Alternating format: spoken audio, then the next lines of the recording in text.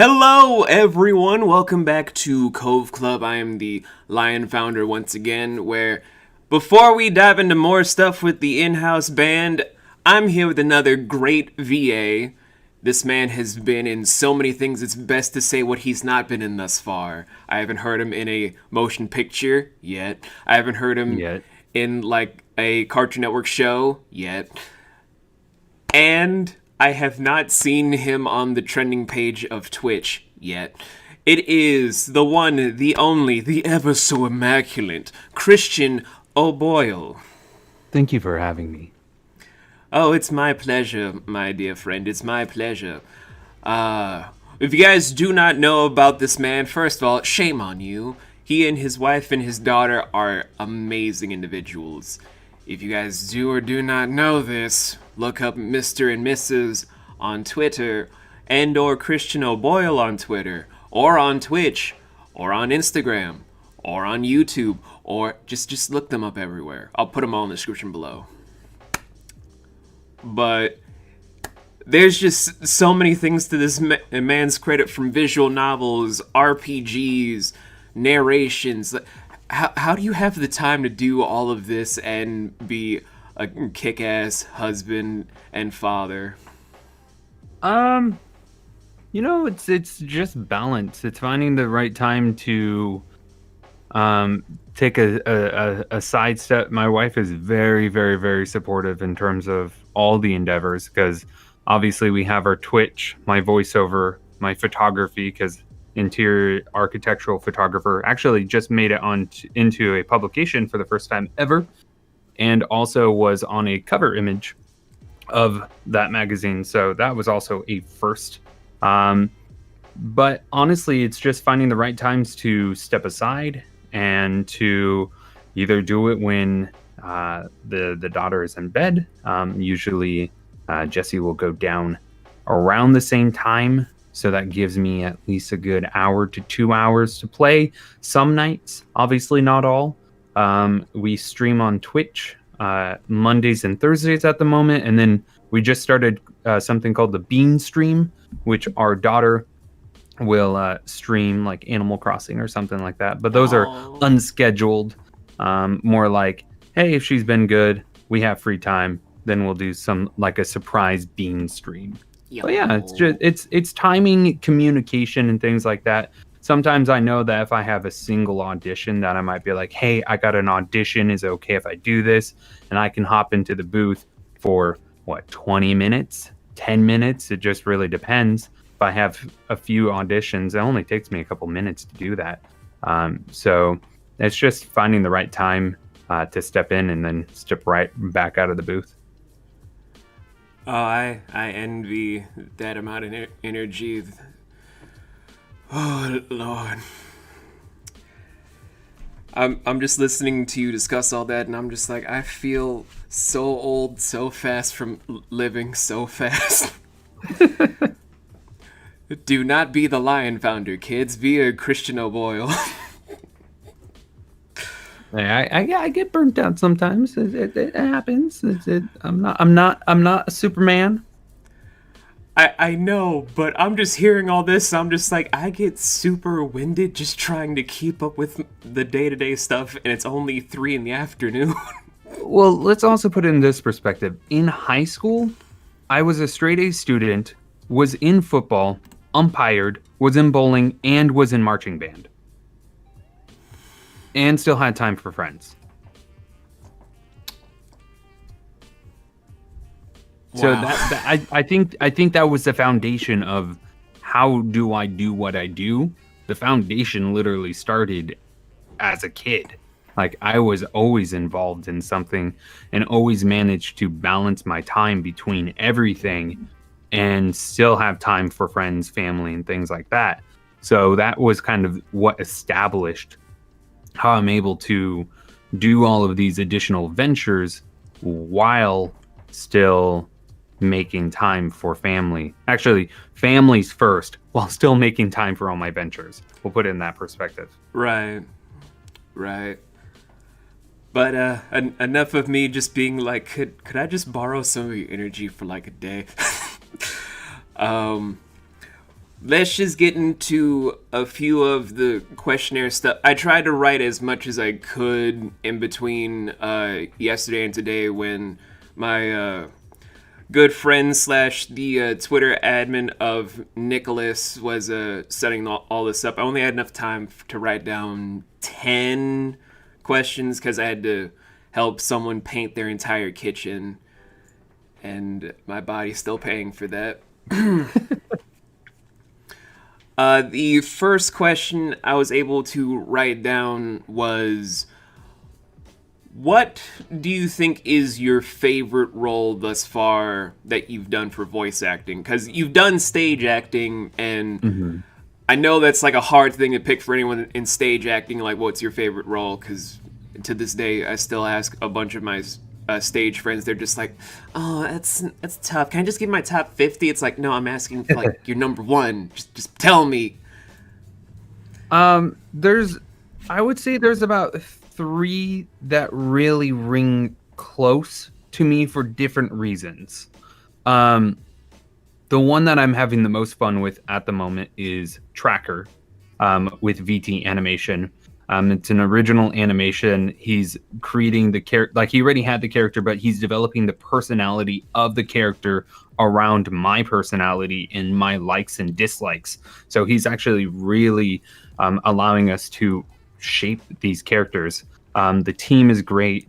Everything about it. So all of my favorite characters are not about specifically the characters, which are tremendously fun, but it's actually about the team, which makes it additionally tremendously fun. So Trackerbot, I'm going to definitely put on my top. However, I do have 2 other ones, one of which is the commander from Colony Siege, which is a tower defense RTS game that my father-in-law developed. This is his first indie project. He worked at Microsoft. He worked at The Exchange. He worked at, I forgot the other company. Oh, Sierra. He worked at Sierra. So he actually has been in the gaming industry. He is a amazing programmer. We have been top 1, like the number 1 3D landscape software company for the last 10, 12 years. And then that's when he's like, you know what? I think I'm going to make a game.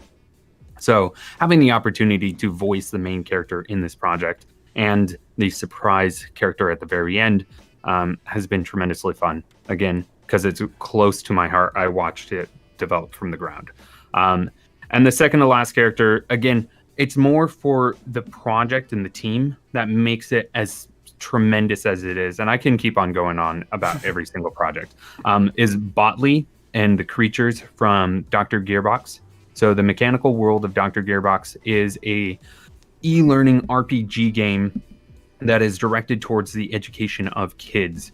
They're working in diversity and inclusiveness. We're talking about any kid can change the color of their eyes up to heterochromia, so two separate colors. We're talking about any skin tone, vitiligo,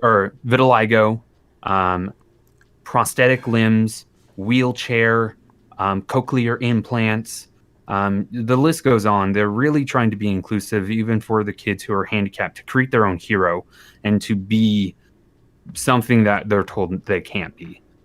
So they're really trying to establish something that hasn't really been done, and they're trying to create an e-learning experience that most e-learning games are boring, really.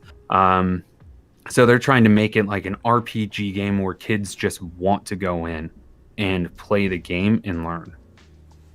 Okay, those are wow. Those are very good choices for role. Like, my God. Whew. My brain's still trying to process all of that brand new information, because I'm just like, I've known you for like a hot minute, Christian, but hearing all of these like impactful roles, I'm like, wow. I need to take like a Tim Tebow knee real quick. But I have no time for these Tim Tebow knees. Second question on my list right now is... Oh, I wrote this when I was lightheaded. This explains why it's all chicken scratchy near the end. Never try to paint all of a room, guys, without proper snacking, water on hand, and a mask to keep out the paint fumes, because you will and be proper dizzy. ventilation. Oh, yeah. God, I really just wanted to get out of the... Anyway. Learn by experience.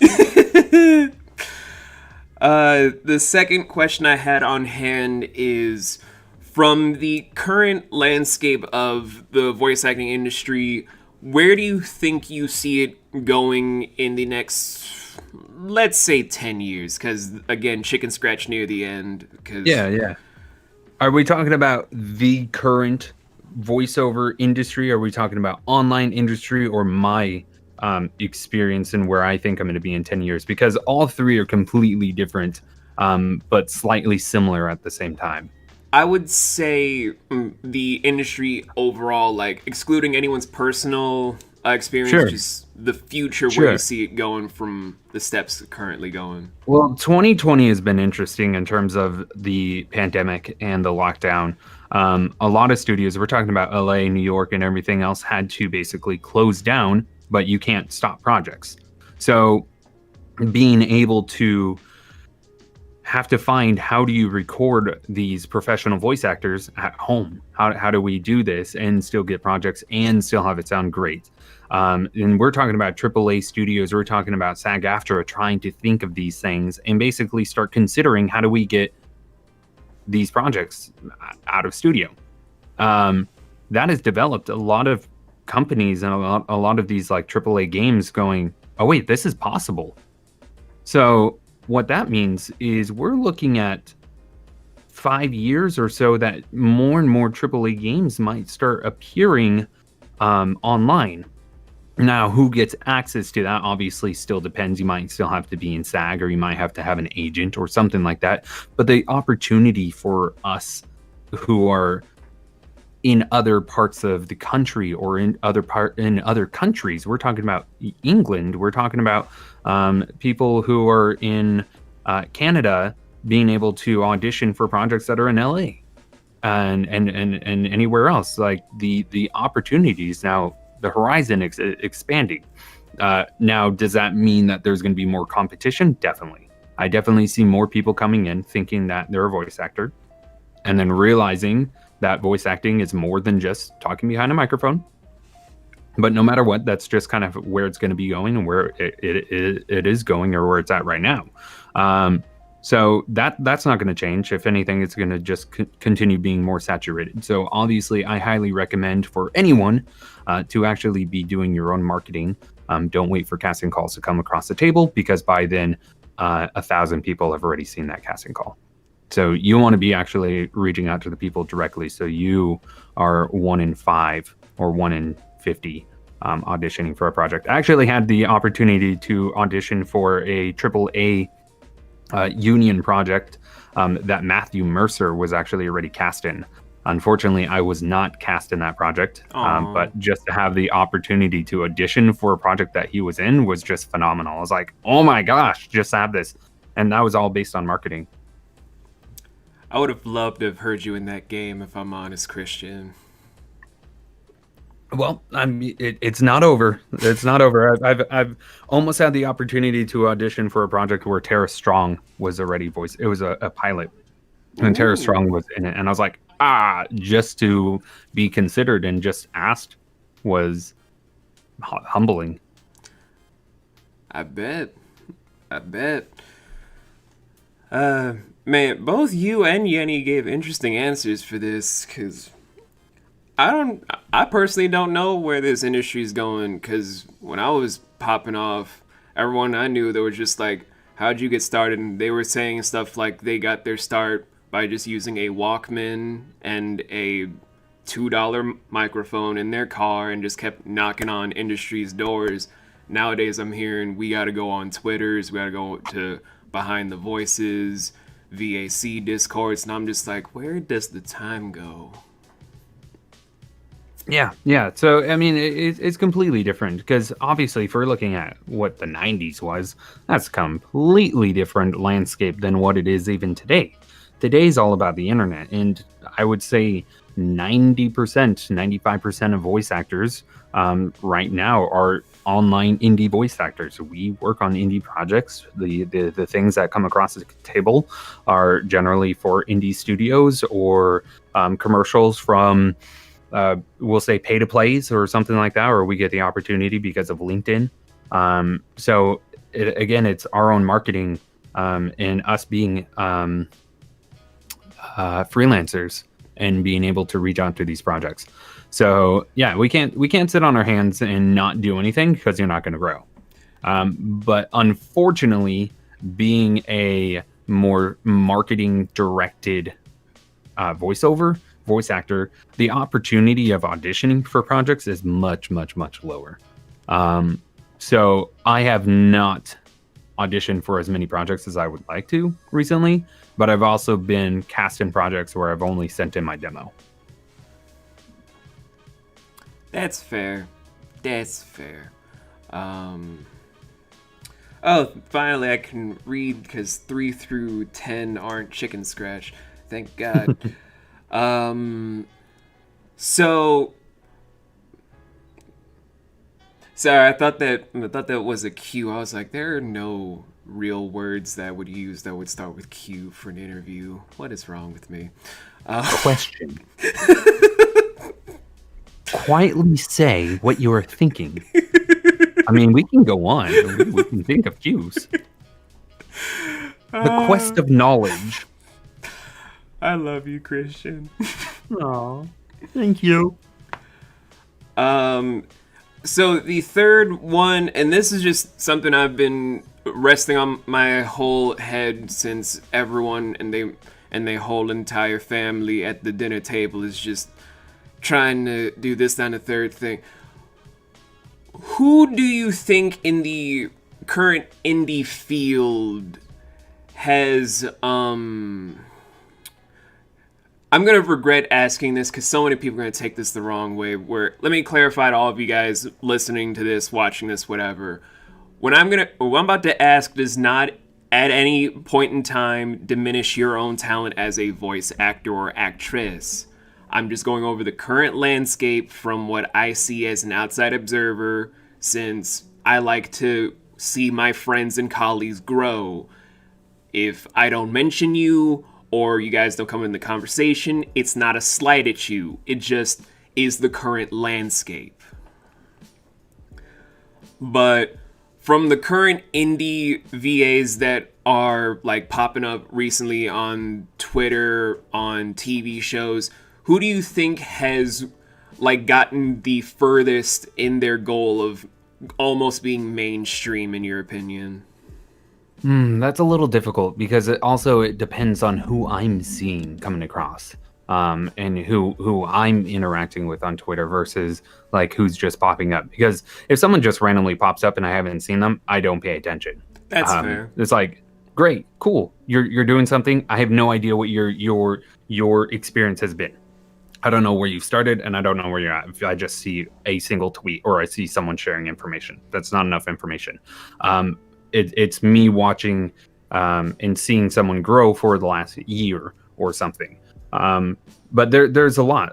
Melissa Shelton, I believe is her. I'm probably saying her last name, but Melissa did great. She won along with Lewis. They got the what's it called? That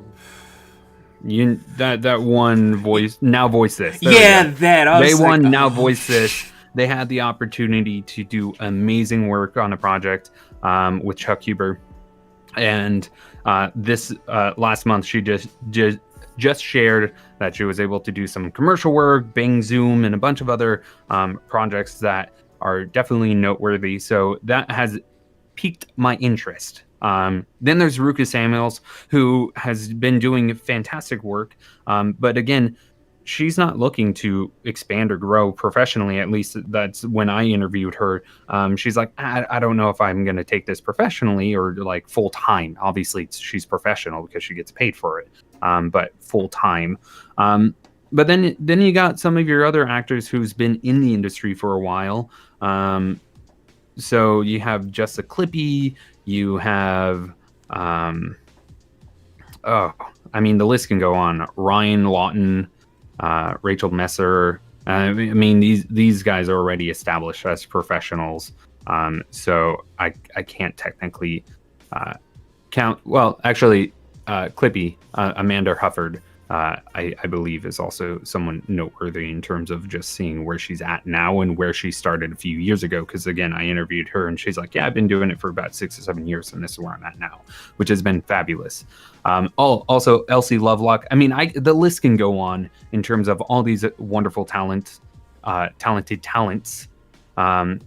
Dave Solchira in the Philippines, also great voice actor, great follower of Christ. Been amazing being able to connect with him, and we're in a group where we share scripture and stuff like that, and just kind of pray for one another when projects come up. So again, honestly, it really depends on where they're at in the landscape, where they're wanting to be in the landscape, because some people just, this is a hobby or this is something, a side job. So again, it's really hard to say one person over another. Everyone is fantastic. Everyone has their own growth. Everyone has their own strengths, and where they want to be. I mean, we have Tony Weiss, who obviously wants to be a voice actor, but he's more of an audio engineer at the moment, doing all the demos and stuff for Immerse Productions, which I co-founded with him. More or less, I accidentally co-founded it. He just basically drugged me along when we launched it. So, I mean, what we have planned for Immerse Productions, we're really hoping for something in the future as well. But, it's all growth and it's all baby steps. I can agree to all those points. I was just kind of wondering because everyone has their whole idea of who's advancing faster, who's growing more, and then it becomes like a whole, how do we turn this good thing for someone in like this whole big blow? And that's when I start losing my interest. Yeah, and that's at the same time, if you think about it, everyone's growth is differently. So what we're seeing is where they're at now. We don't know where they started. Like, I know that where Melissa's at right now, I don't know like how long she's been doing voiceover. I know that she started, I think she was 32. But maybe that was 2-3 years ago or 4 years ago. I mean, I don't know where she's at, where she started, and things like that, and what her past experience is, because maybe she knew marketing, maybe she didn't, maybe she was an actress, maybe she wasn't. There's so many different things that we don't see. So seeing someone going, oh my gosh, look at them, look how far they are, I'm so jealous, like I'm never gonna, it's like, no, don't say that. You don't know where they've been. You don't know where they're going. You don't know their story. You don't know how hard they've had to work to get where they're at. Like, I know that Melissa basically gave up everything. She quit and said, I'm going to do this. She quit her job and literally said, I'm going to do voiceover. That she did. And she's done very well for herself since. Exactly. And she's able to pay the bills. But the thing is, like, how willing are you to do that is also the question. Am I willing to just quit my job and go full-time freelance? No way. I am way too comfortable with my monthly paycheck. Like, and also I work for my father-in-law. So there's that as well. I'm very happy in the job I'm in right now. So it's just like, I don't see myself just up and quitting. I feel you on that, Christian. I'm not going full-time voice actor ever again, but that's a story for another day. The fourth question on this list. I don't know why I wrote this down. I think I was trying to replay No Straight Roads with a few of my friends out in London, because since their kids are in boarding school, they're just like, we're free, we can finally play all these things. It's like, I'm trying to write these questions down, but okay, Ed. For the gaming market currently, what would you say, like aside from the game roles and whatnot that you've already discussed with us prior in an earlier question, what games do you think are going to be the big niche for the upcoming audition waves? Like certain people are like RPGs are the go-to thing here, or action, or visual novels. But I've never sat down and talked to like a voice actor in the gaming industry to like get their insight and like what is gonna be that main wave people are gonna be focusing on. Honestly, it really just depends on the gaming industry as a whole in terms of like indie developers and what's possible, because it's becoming more and more and more saturated, and the ability for these indie developers to actually make a profit off of their projects is becoming little to none. So you're saying how we're going to have more projects? Yes, there's going to be a lot more video games coming up, but the chances of them making money, so therefore hiring voice actors or at least paying industry quality budget, is getting slimmer and slimmer.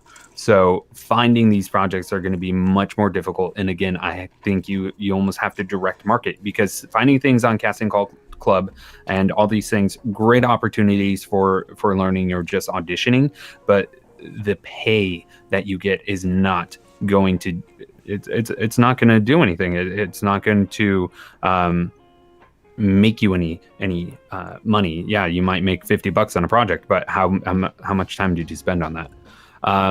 So yeah, we got visual novels. Visual novels are great. They're great stories. We're talking like there was a visual novel that I'm in, and it was like 100,000 words. Now, she didn't have much of a budget, and 100,000 words is a lot of words. So you're not even going to be, you might be paying, I don't know, a cent a word at this point, or even less, like half a cent a word. So, and that project unfortunately was unpaid. But I auditioned for that way earlier in my voiceover when I was starting out. So visual novel, yeah, there's going to be a lot of visual novels, because it takes less work in terms of development, but obviously it takes a lot of drawing. You got background images, you got story, you got like, obviously it has its own complications in your branches and things like that.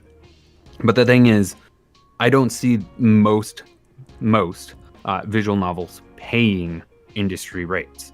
You might make something, but not what you should be making for how many lines you're going to get.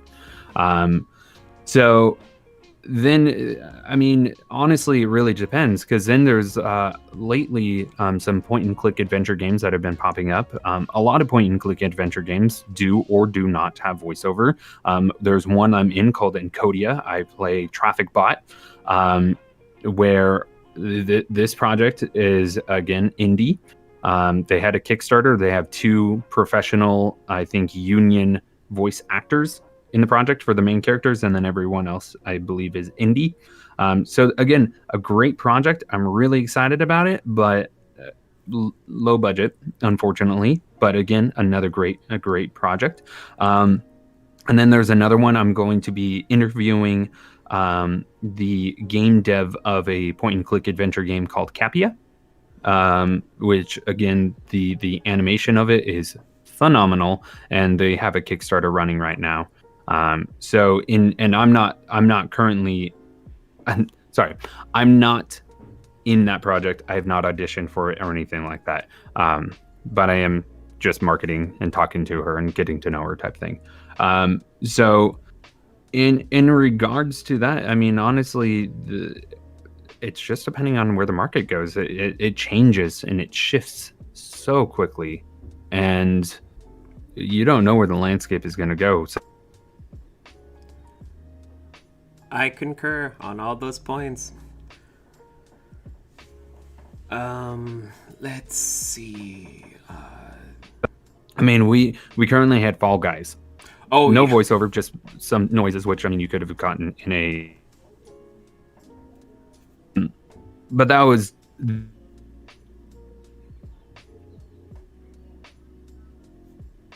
of like dropped off, and it's still there, but it Among Us just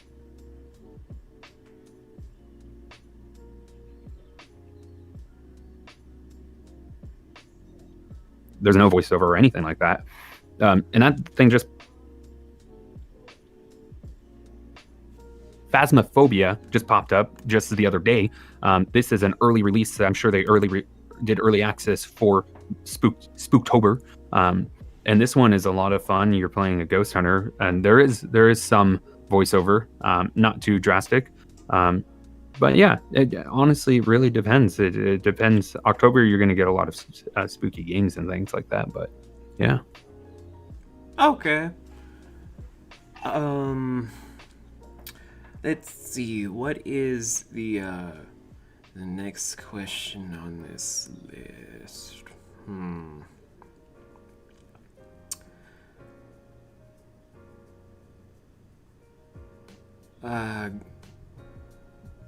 Wait, no, sorry, that was a cat hair. I was like, why is there like a slash mark in one of these words?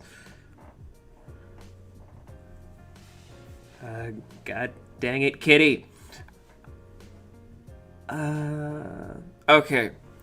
So the next question I have on my list is, well, it's gonna be a more relaxed question. What sort of advice would you give to people that are starting out and they don't know how to market properly? Because a lot of people try to ask like the big questions about how to get started and whatnot, but I don't think people understand like the importance about marketing as a whole being that driving force in the industry as a whole. Well, the first thing is to consider like you're not just a voiceover, you're not just an artist. A lot of people are like, "Oh, I want to voice act, and I'm gonna have so much fun in talking and creating characters and stuff like that." It's like, well, this is a business. What? Yeah, no, this is a business. You need to think of yourself as a business. You need to act like a business. No, I don't want to do that. Well, if you really want to make it, you need to be a business. I think I'm gonna go over here. So I mean, we're talking about that. Voiceover is a business. You have to treat it like a business. We're talking marketing. We're talking branding. We're talking investing in yourself, demos, website, things like that. In terms of marketing, Sarah Ruth and I are currently doing a marketing 101 for voice actors class about once a month.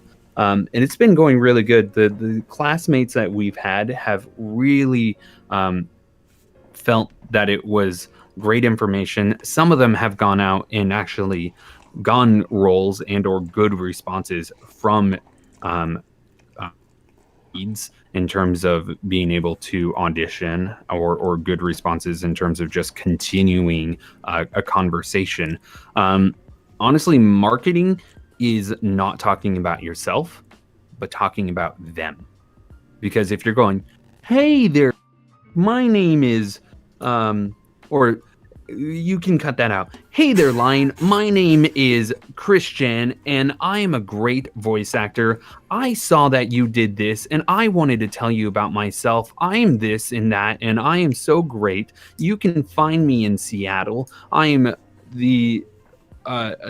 currently on the roster of such and such agency. I hope you have a great day. Signed, Christian O'Boyle, the best voice actor ever."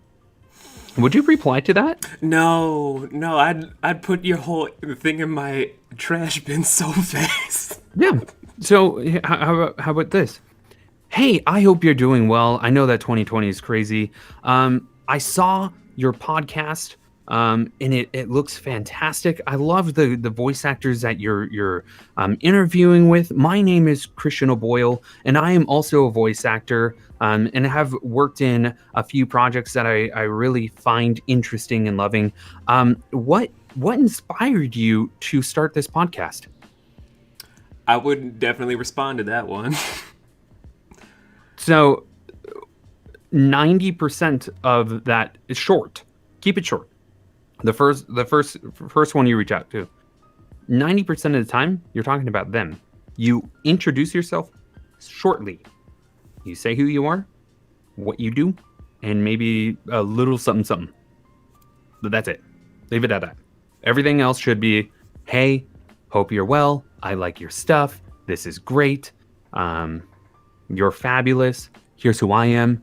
And then follow up with a question. Because if you don't ask a question, they're not going to reply. You are not wrong, sir, and that's why you and my other buddy Sarah are teachers, because you guys do great work. So yeah, in terms of, and that's just like the skimming of direct email marketing. Then you have social media marketing. You have creating your brand, your website, your demos, because all of this creates a single marketing package. Because honestly, I don't think people should be reaching out in marketing without a demo. Because as I mentioned, I've been cast in projects just from my demo alone, because all they do is, hey, that sounds great. Can you send me your demo? Oh yeah, here. But if you don't have a demo, and or you don't have a demo that you feel is professional enough, don't waste your time marketing, because they're going to put you in the trash bin. And when you reach out to them 3 months or 4 months and you're like, hey, I got a new demo, they're like, cool. You've already burned your first impression. Yeah. Sorry, one of my kids just messaged me. It's hard being a dad. Christian can tell you we're like two dads in the VA industry, and we're just like it's tough, man. All it is cuteness and chaos wrapped up in a little bundle. It's so true. So you're like, I love you so much, and why are you screaming at me now? What did I do? Just be glad yours is in kindergarten. All of my adopted children are adults now. I gotta hear stuff like, Dad, I'm going out with a boy. You what now? You what? How old? He's 10 years older than I am. Excuse me. Let me do the math here. No.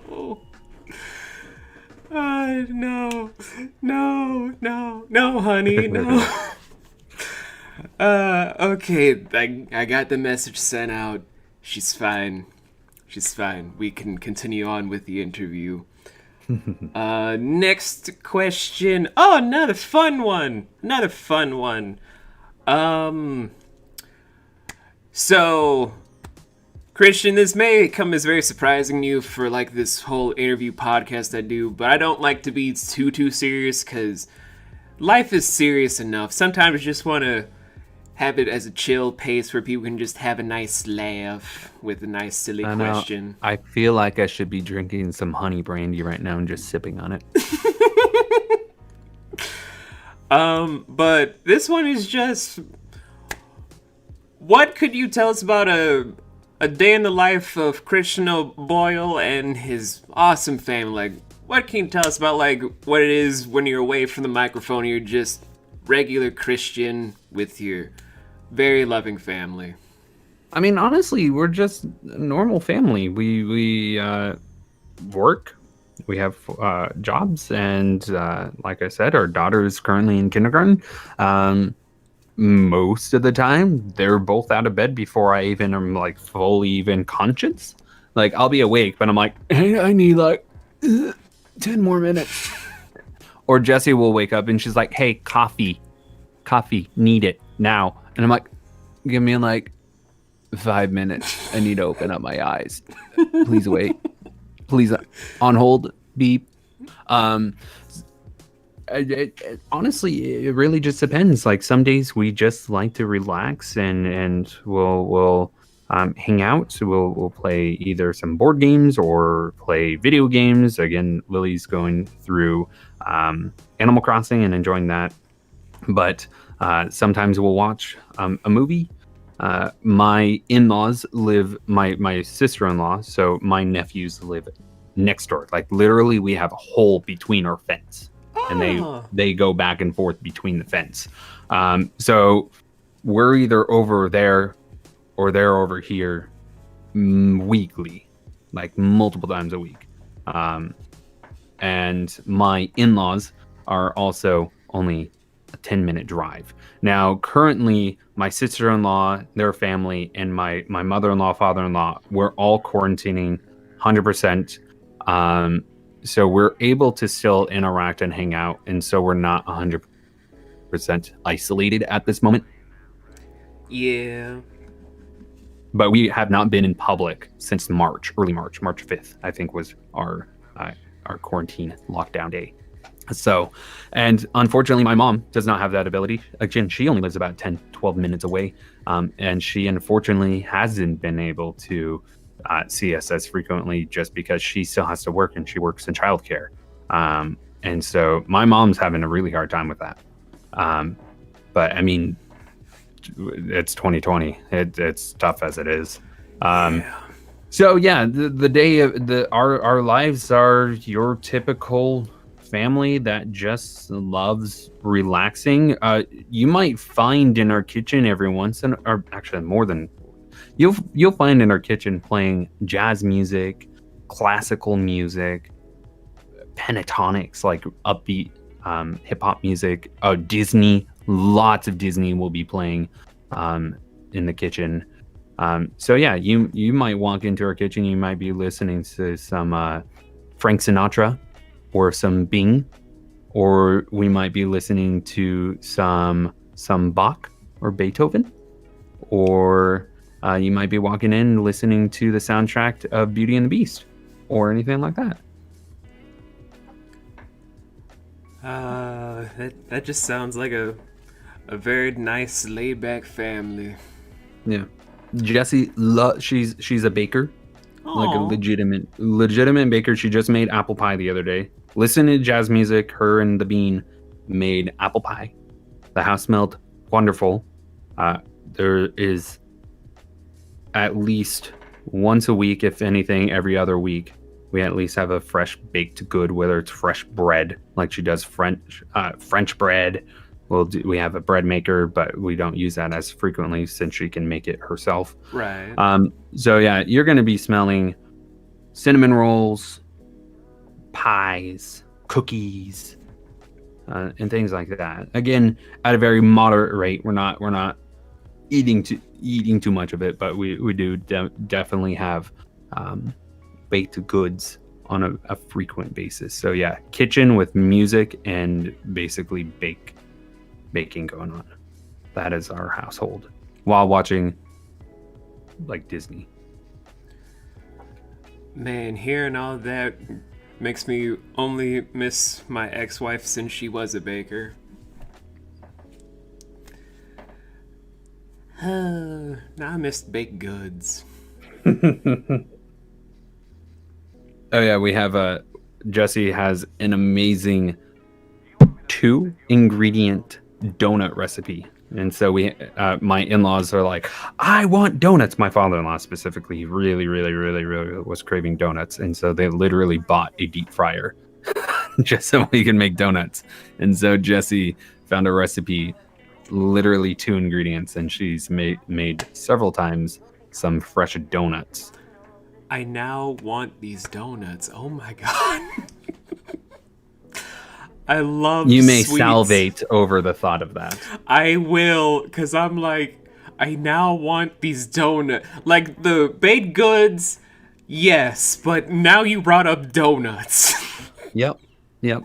I just gotta keep on massaging the idea. You thought you were hungry. You haven't known hungry yet. This man, I would consider him one of the greatest friends I could have made in this entire time of comeback to voice acting, and now he put icing on the cake with donuts. Oh yeah, there's lots of cake as well. I mean, you got. We can go on right now. Jesse's currently planning on a Black Forest cake for Christmas time. So yeah. Mulled wine, which we just made some mulled wine. This is the season. This is like our season.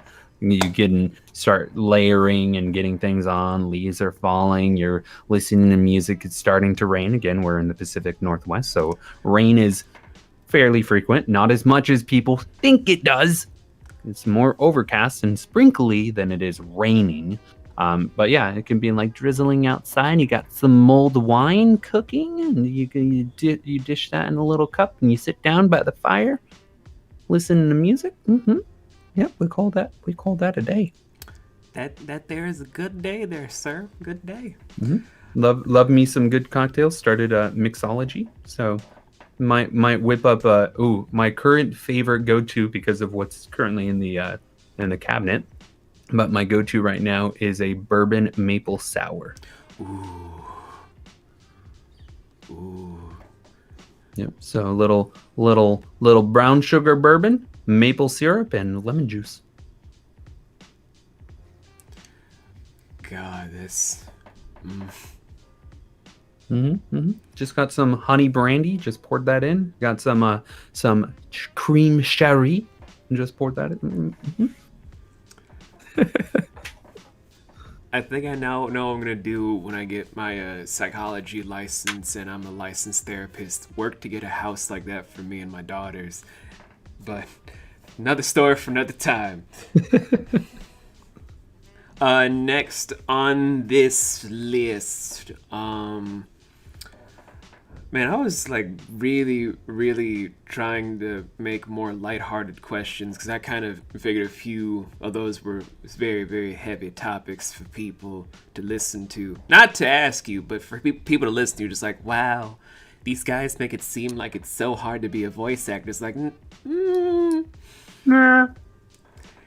It's just, if you love doing this, you gotta put the work into it like anything else in life. You want to be... If you have a passion, you can do it. Yeah, if you want to be a professional 100%. Athlete... Oh, I'm sorry. No, I was going to say 100%. You have to think of it like a business. I think a lot of people go into this not thinking like a business. This is a business, you know? It's a fun business, but it's a business.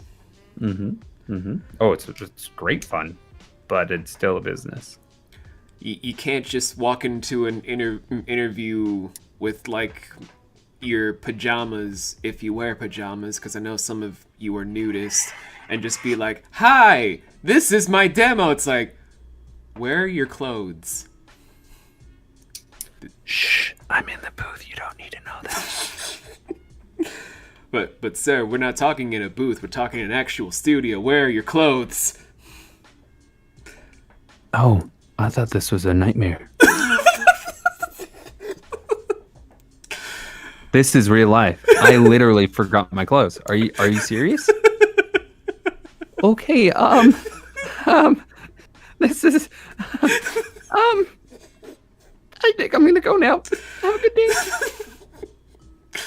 But yeah, you can't do that for like this job or any other job, except for one, but we don't talk about that here. So just as like a whole thing, because I had to have Nick give me a crash course about your YouTube and your Twitch, because Christian, if I'm being honest, I'm very easily distracted thanks to my ADD.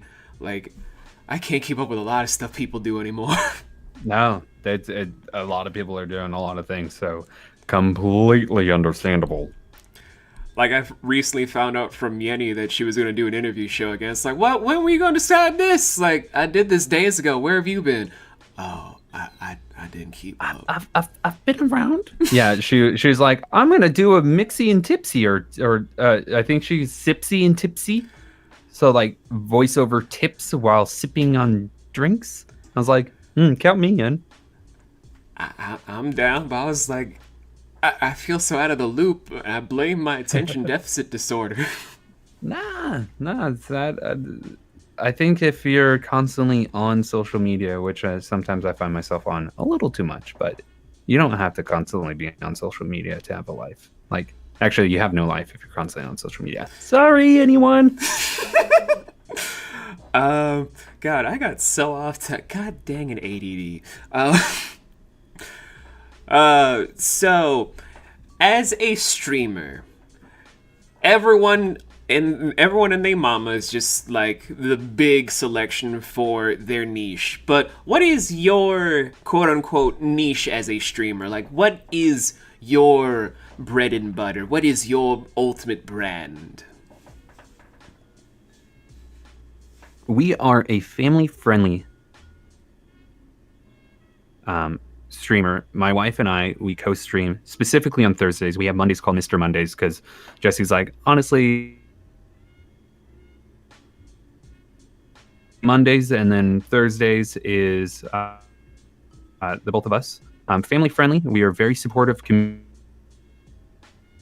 We celebrate life, achievements, and just trying to make it a safe haven and just trying to make it a tight-knit place for people to feel safe and kind of feel like a family unit type thing. Our followers, we call them the Biscuit Brigade. All of our subscribers are called the Bee's Knees. And then we have our different tiers at different names. If you haven't gotten the idea, we have a kind of 1920s, 30s, 40s, 50s kind of vibe.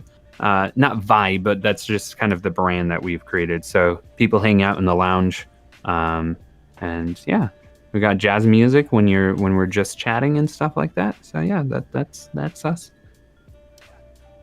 That right there, that's some beauty right there. I likes that. Mostly because I'm kind of just getting bored with certain other streamers I've had the displeasure of knowing, but I'm not gonna go down that path. I'm gonna be on the moral high ground. Well, honestly, like I think finding a stream that you enjoy and finding the community that you really enjoy is probably the most difficult part. And one of the things that we try to do, especially when we raid, is try to find family-friendly streamers. But we stream so late, like not so late, but we stream on the night end of the Pacific Standard Time. So when we go to raid, it's really hard to find family-friendly streamers because though we are personally fine with not so family-friendly, when we bring our community to another one, we want our community to also feel the same kind of vibe, the same kind of safe zone, so they can trust us to be bringing them to the right place. So that's a little bit more difficult. But if you do want to find, I think, a streamer, I think taking a look at people's like channels, their Twitch channel trailer is going to give you a good idea and a good sense of their vibe. That is more than fair. I still need to make my trailer. I've just been so busy. Hey, I can do that. Maybe later, Christian. I'll keep you in mind though, buddy. Don't worry. But let's see. Back to these we're at the final questions. Woo! This next question, I was kind of just in more like a call with my buddy who's in the pharmaceutical company, and she was having me talk to my now 2-3-year-old godson. God, time goes so fast. You're just like, where all these ages keep coming from? They just keep going and going. So while I was writing this down, I was just kind of like, I really want to ask this because I'm so bored with half the stuff I used to see when I was on social media a lot. And this is again a heavy topic for a lot of people out there. So if you don't like heavy, skip ahead some minutes.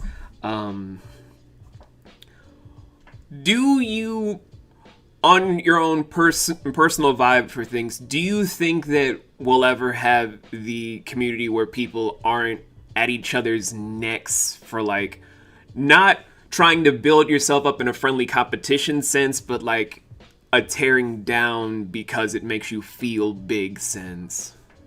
So I gotta say several things on that. This is probably among one of the most supportive communities I have been on social media. Like, aside from the photography where you just show images and stuff like that, and people are like, "Oh, that looks good" and stuff. That's the photography community. It's not as like how many friends and connections and things like that I've made in the voiceover industry is completely phenomenal. Like the amount of people is phenomenal. Yeah, you have your trolls. Yeah, you have your people who try to bring you down. Majority of the time, that's just people jealous or things like that. You're gonna get that no matter where you're at, whether it's the voiceover community, streaming community. Like if you're a streamer, gaming community, like you're gonna have people like that no matter what. That's the internet because they can hide behind their profile and they can say whatever they want. However, from being in the voiceover community for the last almost 3 years, it has been nothing but support, nothing but cheering people on and being excited for people. Obviously, someone lands a role that you're really excited about. Sure, you're going to be bummed, but unless you're a poor sport and you go, "Hey, I wanted that role. That's not fair." Like, this is a professional area. You still have to treat it like a business. Like if you're like social media, yeah, you can say whatever you want, but you shouldn't. So honestly, like people who do that, honestly, I don't see them going anywhere far unless they change their behavior and rebrand, things like that. Other than that, they're not going anywhere. That is how it goes. Like, and they're not investing in themselves if they're pouting like that. So how is the voiceover community? Probably very, very supportive. We just recently joined the streaming community because we started streaming. Now, we have found quite a few great friends and things like that, and really enjoyed the people that we have connected with in the community, but finding them is so much more difficult. It is more toxic. It is more different personalities because gamers are gamers. Like you think of a gamer, a lot of times you think of an FPS person. You think of Ninja, like literally yelling at his system. Now, granted, people love that. I have nothing against that. That is just not what I'm looking for. So finding the right people in the right industry, in the gaming community, like the streaming community, so much more difficult. It is a drag. It takes a long time. Yeah. So the voiceover community, it's great. Actually, I put it in this perspective. It's sad that I can go to Twitter and feel more comfortable than going to my own personal Facebook. Because personal Facebook, everyone's talking about politics and stuff like that. But these are your family and friends that don't know how to use the internet. Yeah. Just because you can post it doesn't mean you should. Just because you can see that doesn't mean you should. But they don't know the etiquette of the internet because they're just on Facebook. That's all they know. Yeah. And I appreciate the insight, Christian. I'm just mostly asking because since most people kind of just put me in circles where I just hear mostly all of the downslopes, and I'm just mostly here to make friends and maybe do some stuff. Why y'all gotta bring up something about people being at each other's throats? I thought we were here to build. Drama happens. Drama's gonna happen no matter where you're at. Like, if you're on the internet, you're gonna come across drama. Like, unfortunately. How you, A, tackle that drama, and B, how you... Because, like, who you follow makes a huge difference in terms of what you see. I'm very selective, unfortunately, and I'm about to do another kind of clean. I'm very selective of the people I follow, because if they're constantly sharing negativity, or they're constantly sharing drama and things like that, unfortunately, I don't want to see that when I'm scrolling through my Twitter. That's more than fair, because I don't... I'm here to connect with people, not to join in. And then thankfully, I've never been dragged into it. Like, hey, what do you think on this subject? And it's like, you know what? Leave me alone. Unfortunately, I don't have time for this pettiness. Yeah. I'm already busy with 4 or 5 other businesses, a family, and everything else. I don't need your drama. Preach. I think that's just been on my mind because I feel like I'm getting too old too fast for drama, and I'm just And again, you're a dad. Yeah. You want to spend time with your family. You every once in a while you want to throw up Twitter and check to see what people are up to. You don't want to see drama left and right. You want to be like, oh, that's great. We'll say SEO just created a brand new demo. It sounds fabulous. Tony Weiss at Immerse Productions, they're doing some great things. Like that's what you're looking for. You're looking to like celebrate, cheer, talk to people, see what people are up to. Yeah. Maybe someone's having a bad day, but you know what? That happens, and I'm here to support you, friend. Other than that, you don't want to see left and right toxicity and negativity and drama and all this stuff and people getting jealous. Like, honestly, purge your followers or purge who you are following if that is constantly what you're seeing, because unfortunately that's just if that's something you don't want to see and you don't want to get involved with, it is up to you to basically control what you see. And if anything, if you still want to follow that person because they're your friend but they're still posting a lot of stuff, mute them.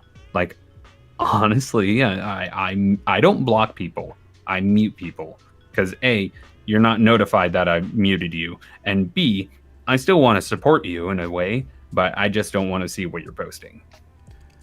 I might do that when I come back to Twitter, but it's probably going to be in another couple of weeks when that happens. As an ice cream truck is passing by my house. There are no kids in my neighborhood. Go away. Get one from... I'll get one. Wait, I'm a kid. Come on. I'll get you one when I fly out to Seattle, Christian. For the pops. I'll get you a popsicle when I fly out to Seattle. Sickle? Okay, that sounds great. I love you, man. Love me some popsicles. Hey, popsicles are delicious. I don't blame you. Okay. I think this is the next to last question, because I lost count.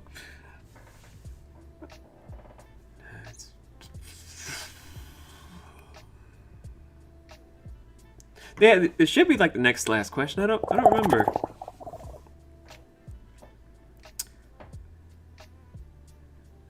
Whatever. So, from all the stuff that you've been building up for yourself, because, again, you are a man with a million plans, just trying to keep it all balanced while trying to do your best as a regular, everyday guy. Mm-hmm. Where do you see, like, your garden growing over the next, I would say, 10-ish years? Because everyone likes to plant their own seeds in their own way. And I just kind of like to get people's insight, like, for your own personal garden, where do you see it growing? Sure. You know, I'm really enjoying currently the horizon and landscape that I have at the moment. Now it's just kind of tending the field and kind of tending what I've kind of sown. In regards to where do I see myself in 10 years? Well, hopefully I'm still either full-time working for my father-in-law. When he plans to either sell or retire the company, then something else might kind of have to happen. Hopefully at that time I've developed a good establishment with my current things. I try to keep most of my businesses slightly interactive because everyone's like, don't talk to a jack of all trades, find a person with a niche. And it's like, well, technically my jack of all trades kind of fit within the same niche. Photographer / designer slash I do some video editing, but that's more like because I'm doing some videos, not because I'm a video editor. So the website design, when I started designing websites for voice actors, just happened because I designed someone's website and someone else liked that, and that just kind of snowballed.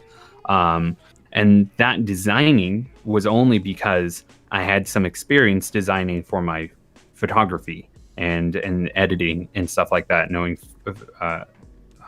Photoshop and things like that. So I hope my interior design and architectural photography is still going. I'm really enjoying that. I'm having some opportunities. In 10 years, I'm hoping I at least get like at least one or two interior design projects a month or so. We'll say maybe 10 to 15 a year interior design photo shoots. In regards to voiceover, I mean, I honestly hope I have a lot more projects that come up. At this moment, I'm focusing on the indie video game animation kind of landscape, because that's where I find my most joy in voiceover, and that doesn't pay much. And at the same time, you don't really get a lot of repeat clients. So I'm not technically looking to go full-time voiceover, at least full-time solo voiceover, at least not anytime soon. Maybe things will change. Maybe I'll start getting into more commercials or things like that. But at this moment, I'm very satisfied with the projects that I've been a part of. I'm very selective with the things I audition for at this moment, because it's not about the money. It's about what I enjoy and what I feel comes from the project. Because again, some projects I do that is unpaid, because I believe in the project and I believe where it's Immerse Productions, again, slightly ties into voiceover. Immerse Productions, again, accidentally co-founded with Tony Weiss. I was just trying to set it up for him to kind of split his voiceover with his audio production. And after I branded everything, created his website and all that stuff, I was like, it's like I'm your co-founder. He goes, yeah, no, definitely. It's like, no, I was joking. It's like, nope, wouldn't be here without you. So guess what, buddy? You're coming along. It's like, okay. So we've had some opportunities to do some casting for, like, we've cast a video game, and we're hoping to have more casting opportunities in the future. But we just brought on a music producer. Now we have a music producer in-house to where we can create like some hip-hop music for anyone who's interested in singing and things like that. We just we're working on talking to a coach, to have a coach on our roster in terms of recommending anyone who's working on demos to talk to a coach. We are thinking about bringing on some writers. We have some additional writers and things like that. So in terms of where that's going, we have game composers who do composing for video games and things like that. A few additional audio engineers if we get a big project that we need some additional audio engineering work. Again, right now, Immerse Productions is mostly demo production, but again, there's a lot going on in the back that we're like, there's so much that we can do with this. So again, that could potentially in 10 years be much bigger than we currently imagine. It took off a lot faster than we imagined, even in terms of being able to do some of the projects that we've been a part of. So yeah, honestly, I'm just really enjoying the way things are developing. And I'm just, if you have not gotten, I am a follower of Christ.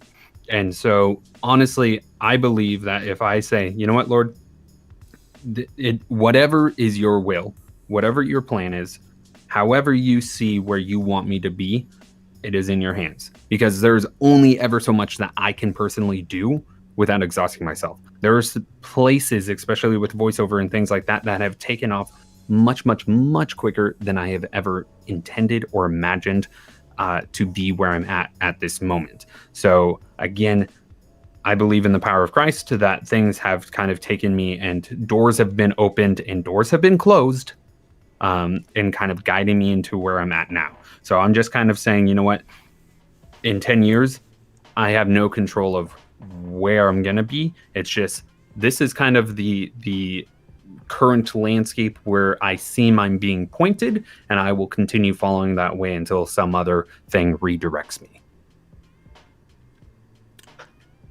I like all those answers.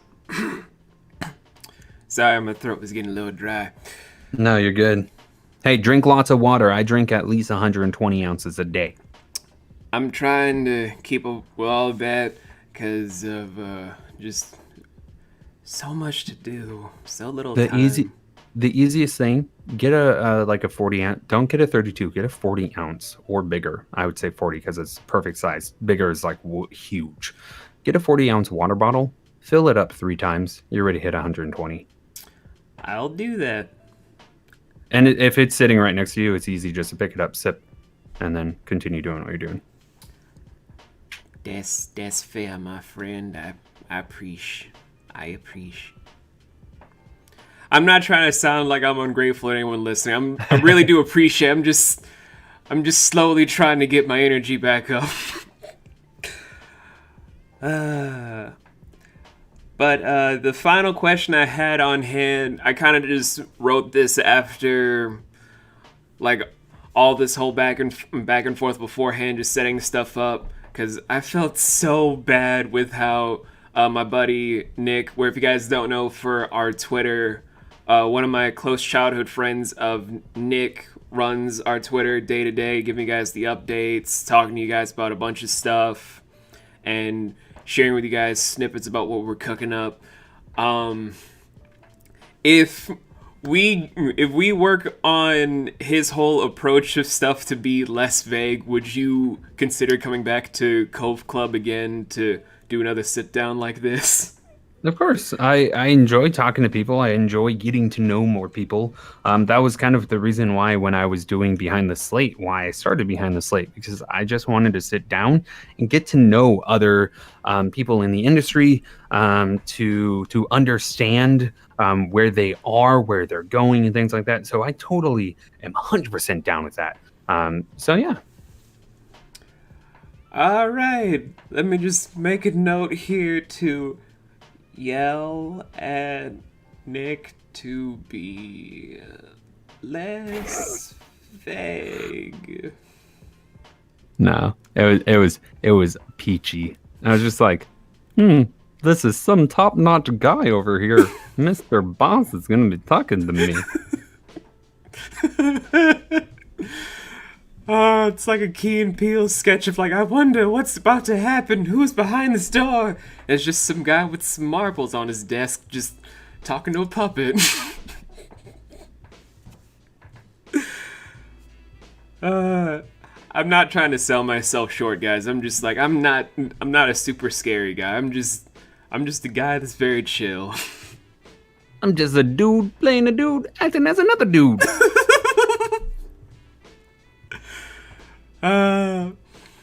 Well, normally on this show, I like to turn the tables to the guests where if they feel like asking me some questions, but I don't know if you have any more time left to spare for me, friendo. I'm open. Yep. All right, I'm just gonna slowly twist the table in your direction, good sir. The floor is yours to ask me, the host, a couple of questions if you want. It's all good. Sure. One of the things is what inspired you to kind of get into the voiceover realm. That was entirely by accident, and after talking to many people, slightly illegal. Because I was 9 years old. I was hanging out with another one of my childhood friends of Julius, where his mom was trying to help this startup company of trying to sell these diapers to people back in 2000 and I forget what year in the early 2000s it was, but it was during that time people were trying to compete against the Huggy Corporation and whatnot. The problem was the baby that they were trying to film the scenes for wouldn't make a sound. They would just be staring at the camera dead-eyed. And people were just like, we need to figure out something to do with this baby. And I'm just screwing around, 9 years old, being like, Obviously, my voice was a lot higher because puberty didn't hit. So we're during that whole thing. Julian. God, I keep messing up his name every time I tell this story.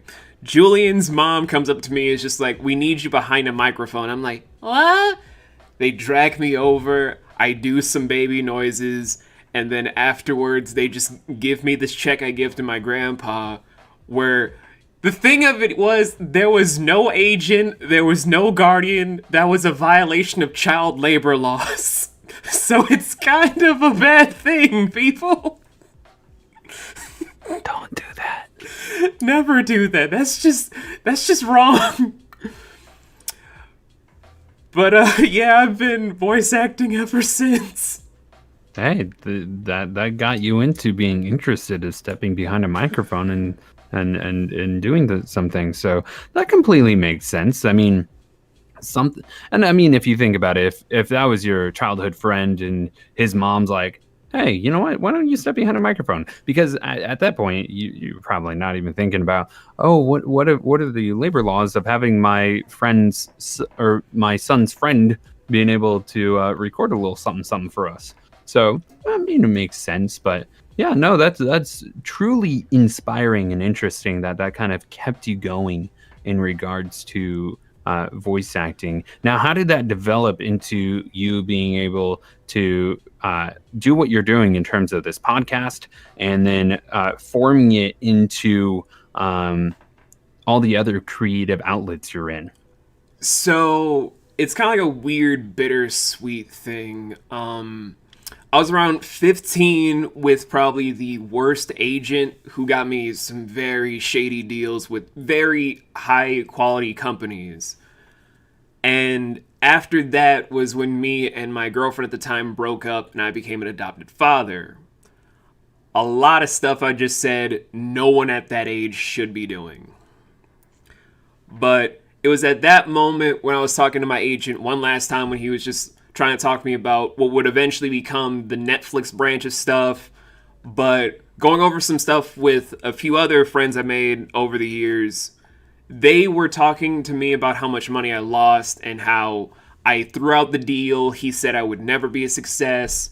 And I thought he was correct until about a year later, I'm getting a call from this guy in India where he said that his sister had cancer. He was spending a lot of money from his own pension that he hasn't even touched yet, because I don't know how he got early pension at such a young age, but he got it and then just blew it all on people to have a completely Indian dubbed disc of Aladdin, and it had no English dubbing whatsoever. They couldn't get a copy where they were, and then he reached out to me from a bunch of stuff I did where I got to be the Cave of Wonders. And he sent me a copy where he said that his sister passed away, but during her last few days, she saw the film, she cried, and she was just saying how much it meant to her to see all these people from around the globe do this one thing for her when she was going through cancer. Oh, wow. And from there, I was like, I may have given up all the stuff I could have gotten, like a SAG status or being on Netflix or being in all these major companies. But the fact that I made this one person's final days the way that they were enjoyable by just doing the Cave of Wonders like Frank Welker, that meant more to me than just being a pro status voice actor. And it's no, go. And it spiraled into me just forming this up and coming team with 4 close friends of mine. Me with them, a few of my kids, and other people that just want to see me succeed, when my ultimate goal in life at this point isn't to have my name in lights again, because screw that. I'd rather see my actors, my writers, my editors, my artists reach their goals. And if that happens, then I've reached my goal. Right. That's inspiring. So you kind of shifted the focus from yourself to focusing on other talents and being able beyond more of the producer kind of side of things and being able to just see what you can do to get them to where they want to be and being able to not control that, but be a part of that. Definitely, I think is inspiring and definitely, some losses happen, but just to be able to shift that to look on the bright side and look at what you can develop from there. Honestly, it's surprising how life takes you from where you think you want to be to where you end up at, and who you think you want to be to who you actually become. I think that's really just how life is. It throws you curveballs. I say don't marry one idea, because that one idea may A, be impossible, B, really, really difficult, or just C, not where you're intended to be. All true. But yeah, no. And asking me to come on as Christian, you kind of cut out on me, buddy. mysterious as Nick was. You kind of cut out on me, buddy. I kind of missed a lot of what you said. Hello. Hello?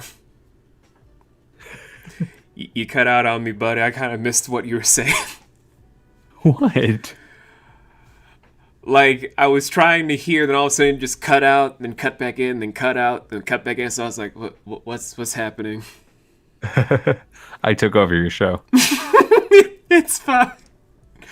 It's fine. Welcome to Lion's Show. My name is Christian O'Boyle. I'm going to be your host for the moment as he's trying to figure out his internet thing, which you're probably not able to hear what I'm saying because he's recording on his end. Oh my god. But I think it's settled now. I think we're good. So what were you saying, friendo? Depending on when you got cut out. You and I were talking about how life takes you in different places, and where you think you're supposed to be isn't where you're supposed to be. Mm-hmm. And then it just kind of cut out from there after you're saying married to an idea. And I was like, yeah. So what I was basically saying is you can't marry a specific idea saying, I want to be here and this is only where I'm going to get, because unfortunately that's not how life works. Life works in mysterious ways. And again, like I said, I believe in the power of God, to where you are being, doors are opening and doors are closing. So if you want to get to this point and that's the only point you're ever going to go and you're not going to, unfortunately, that's not how life works. Maybe you'll get there. That is great. Maybe it's a straight path. Maybe it's a really, really, really, really, really difficult path. But again, have your goals. Just don't be 100% glued to that. Things might change. You might want to be 100% voice actor. Next thing you know, you're a casting agent. Yeah. So, I mean, things happen, and things change, and that's just life. You don't be like, I have to be 100% a voice actor because that's just how life is. Good. I'm glad you are aspiring to be a full-time voice actor. It is hard, but it is possible. Especially, I think voiceover, I think, is one of probably the most freeing and higher ability to become a professional in this industry, because other acting such as camera acting and stage acting is not the same. It is a lot harder, but to become a professional voice actor for your full-time paying the bills, I think the opportunity is there. Very, very true. Very, very true. Oh. But was there anything else you wanted to ask, Christian? Because I don't want to take up any more of your time. If you No, I don't think there's anything that, because again, I didn't prepare for questions. If I would have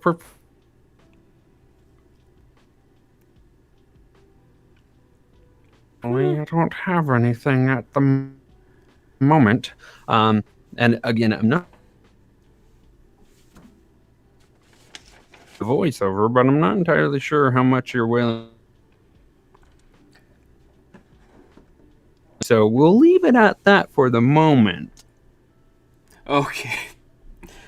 Well, guys, This has been another episode of Cove Club. It's been an honor to talk to you, Christian, more than you know, because I've been meaning to sit down and talk to this man a lot, but my schedule is weird, and I don't know when to talk to Christian myself, because I know he's got a lot on his plate, so it's hard getting two dads in the same room sometimes. Other than Dad VA, Dad Voices, Dad Dadcast. voices. This is the Dadcast. This is the dad. I need to make a podcast with just all dads talking about how hard it is to be a dad. Now let me tell you here, son. Life is full of mysterious ways. But you know what? You just grab yourself a drink, you sit down, and you ride it. You ride it all the way. And wherever life takes you, that's where I'll take you. I love this man. But, yeah, guys, it's been I, the Lion Founder, and with me today has been Christian O'Boyle, and we hope to see you guys in our individual stuff later. Have a good one. Goodbye.